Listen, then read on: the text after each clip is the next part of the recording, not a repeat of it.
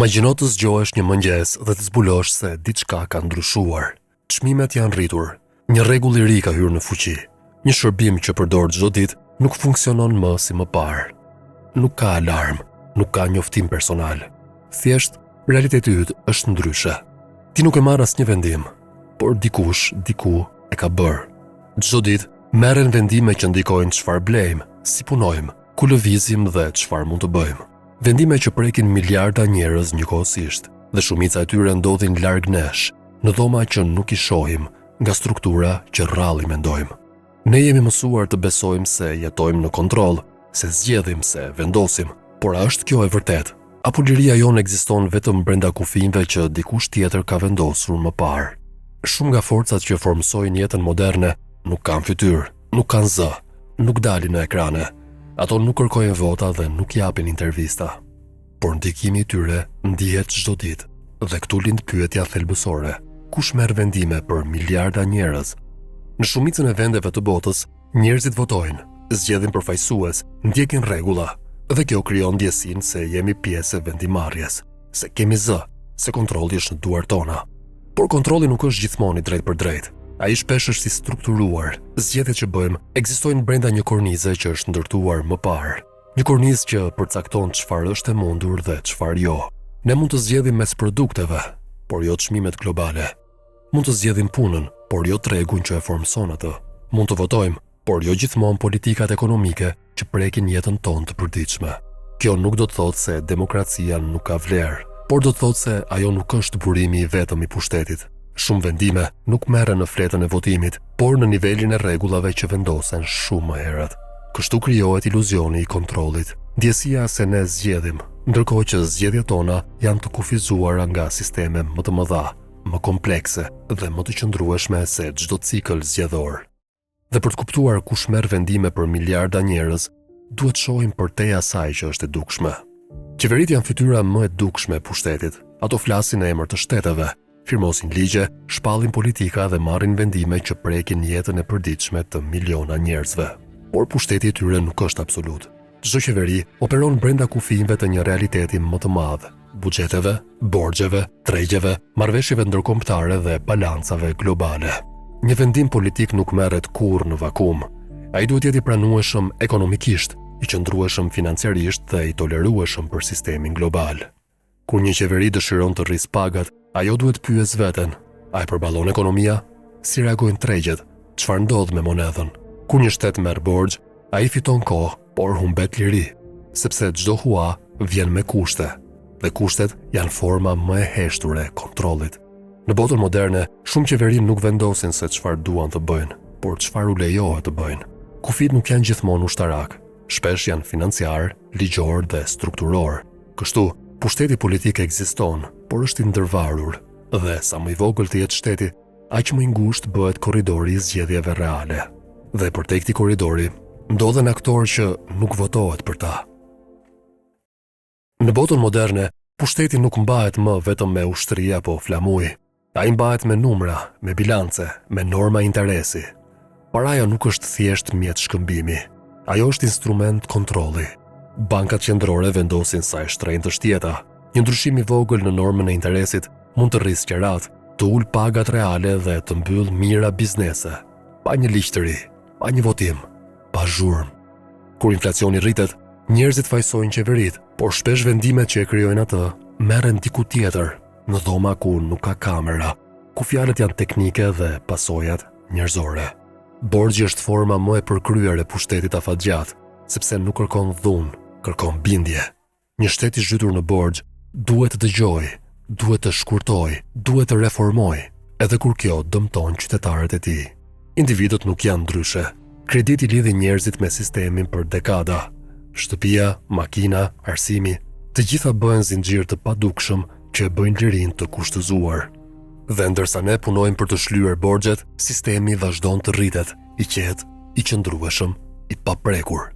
Sepse ai nuk varet nga zgjedhjet tona, ai varet nga ne.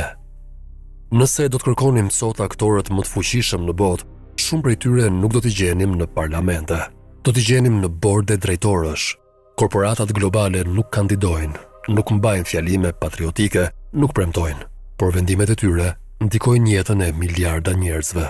Një kompani teknologjike mund të ndryshojë mënyrën si komunikojmë, si informohemi dhe si formojmë opinionin. Një kompani farmaceutike mund të vendosë kush ka akses në shëndet. Një kompani energjetike mund të ndikojë çmimin e jetesës në kontinente të tëra. Dhe ndryshe nga shtetet, këto struktura nuk kanë zgjedhje çdo 4 vjet, nuk kanë opozit, nuk kanë detyrim moral ndaj qytetarëve, kanë vetëm një objektiv: fitimin. Kur interesat e një korporate përplasen me interesin publik, balanca shpesh anon nga ana e parave, sepse shtetet varen nga investimet, nga vendet e punës, nga tregjet. Kjo krijon një paradoks modern. Qeveritë rregullojnë, por edhe friksohen. Ligjet shkruhen për të mbrojtur qytetarët, por shpesh modifikohen për të mos larguar kapitalin. Dhe ndërsa logot e kompanive janë kudo, në telefonat tanë, në ushqimin tonë, në jetën tonë të përditshme, ndikimi i tyre bëhet i padukshëm, i pranueshëm, normal. Kjo është fuqia më e madhe, ajo që nuk duket si pushtet. Ne besojmë se zgjedhim vetë çfarë shohim, çfarë lexojmë, çfarë besojmë. Por në epokën digjitale, kjo zgjedhje është gjithnjë e filtruar. Algoritmet nuk janë neutrale. Ato nuk janë të dizajnuara për të na informuar, por për të na mbajtur të angazhuar. Dhe angazhimi rritet jo me të vërtetën, por me emocionin, frikën, zemërimin, ndarjen. Një platformë sociale mund të vendosë cilat tema bëhen virale dhe cilat zhduken. Një motor kërkimi mund të përcaktojë cilat burime duken të besueshme. Një ndryshim i vogël në kod mund të zhvendosë opinionin publik pas një debat demokratik. Media tradicionale dikur kontrollohen nga pak aktor.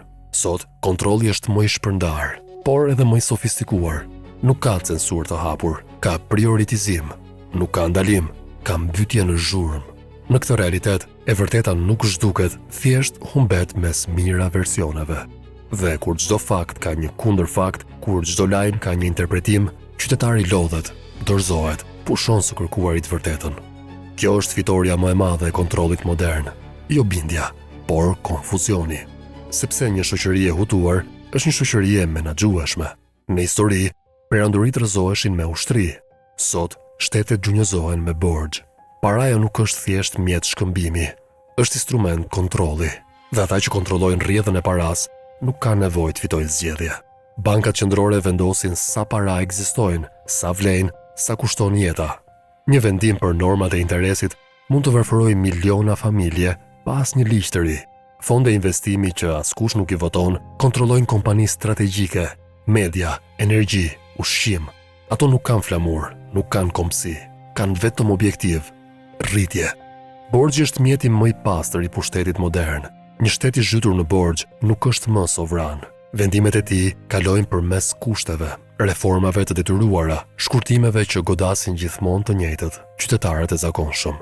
Kur një vend nuk paguan, nuk pushtohet, izolohet, sanksionohet, tregjet mbyllen, monedha bie dhe populli paguan çmimin e një loje që nuk e ka zgjedhur. Ironia është kjo: sistemi paraqitet si teknik, ekonomik, neutral, por pas çdo shifre ka një zgjedhje politike, pas çdo domosdoshmërie financiare ka një interes. Dhe ndërsa njerëzit debatojnë ideologji, pushteti real kalon përmes kontratave që nuk lexohen kurrë. Në botën moderne, nuk sundon ai që ka ushtrinë më të madhe, sundon ai që kontrollon borxhin. Nëse pushteti dikur mbahej me armë, sot mbahet me algoritme.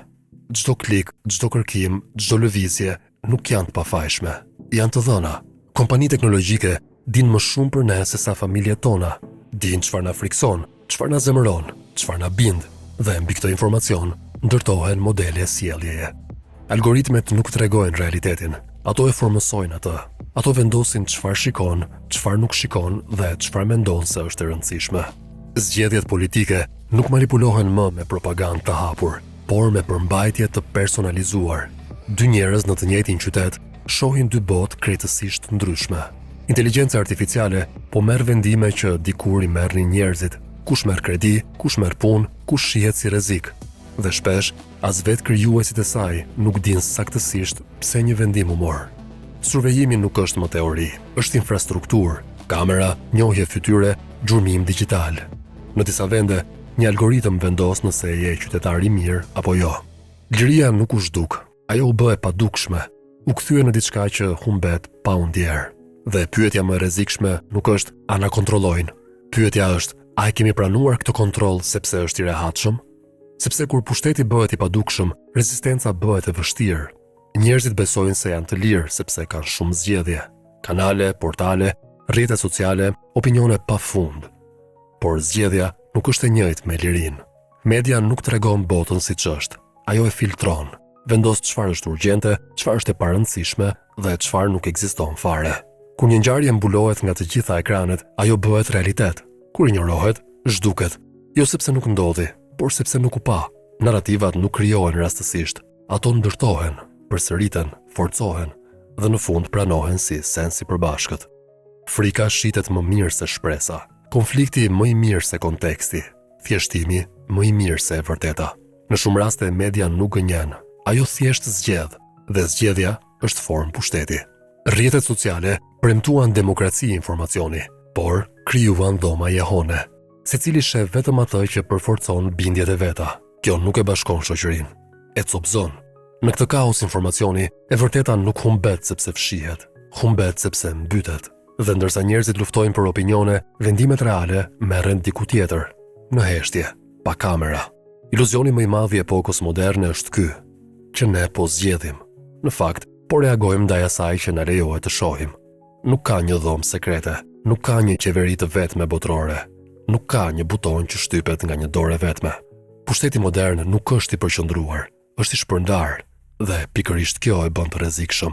Vendimet që prekin miliarda njerëz merren nga rrjete interesash, qeveri, korporata, institucione financiare, platforma teknologjike dhe media, secili me rolin e vet, secili duke shtyr kufit pak nga pak.